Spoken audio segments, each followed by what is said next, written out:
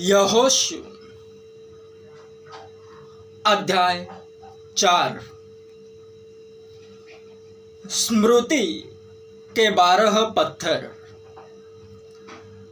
जब उस सारी जाति के लोग यरदन के पार उतर चुके, तब यहोवा ने यहोशू से कहा, प्रजा में से 12 पुरुष अर्थात गोत्र पीछे एक एक पुरुष को चुनकर यह आज्ञा दे, तुम यरदन के बीच में जहाँ याजकों ने पांव धरे थे वहाँ से 12 पत्थर उठाकर अपने साथ पार ले चलो, और जहाँ आज की रात पड़ाव होगा वहीं उनको रख देना। तब यहोशू ने उन 12 पुरुषों को, जिन्हें उसने इज़राइलियों के प्रत्येक गोत्र में से छांट कर ठहरा रखा था, बुलवा कर कहा, तुम अपने परमेश्वर यहोवा के संदूक के आगे यरदन के बीच में जाकर इज़राइलियों के गोत्रों की गिनती के अनुसार एक एक पत्थर उठाकर अपने अपने कंधे पर रखो, जिससे यह तुम लोगों के बीच चिन्ह ठहरे। और आगे को जब तुम्हारे बेटे यह पूछे, इन पत्थरों का क्या मतलब है, तब तुम उन्हें यह उत्तर दो कि यरदन का जल यहोवा की वाचा के संदूक के सामने से 2 भाग हो गया था, क्योंकि जब वह यरदन पार आ रहा था तब यरदन का जल 2 भाग हो गया। अतः वे पत्थर इज़राइल को सदा के लिए स्मरण दिलाने वाले ठहरेंगे। यहोशू की इस आज्ञा के अनुसार इज़राइलियों ने किया।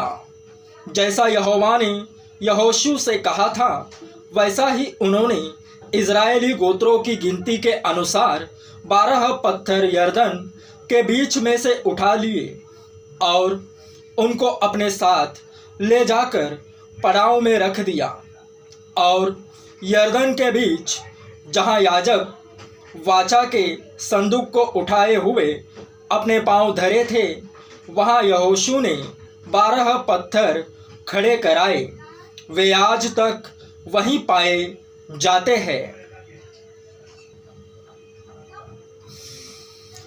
और याजक संदूक उठाए हुए उस समय तक यरदन के बीच खड़े रहे जब तक वे सब बातें पूरी न हो चुकी जिन्हें यहोवा ने यहोशू को लोगों से कहने की आज्ञा दी थी।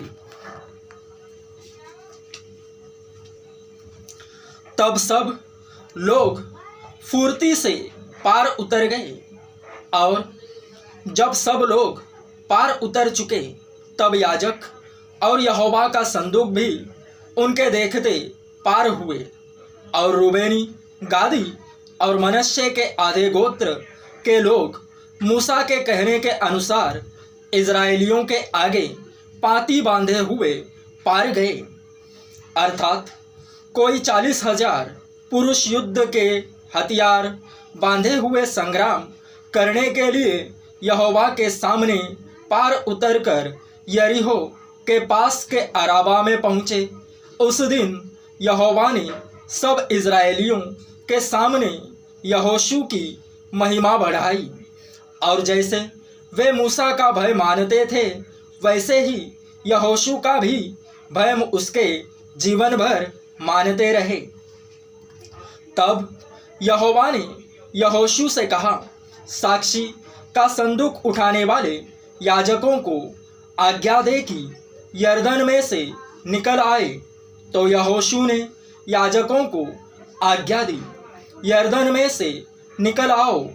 और जो ही यहोवा की वाचा का संदूक उठाने वाले याजक यरदन के बीच में से निकल आए और उनके पांव स्थल पर पड़े, त्यों ही यरदन का जल अपने स्थान पर आया और पहले के समान तटों के ऊपर फिर बहने लगा।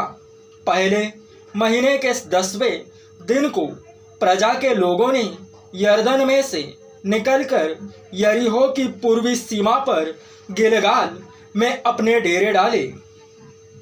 और जो 12 पत्थर यरदन में से निकाले गए थे उनको यहोशू ने गिलगाल में खड़े किए।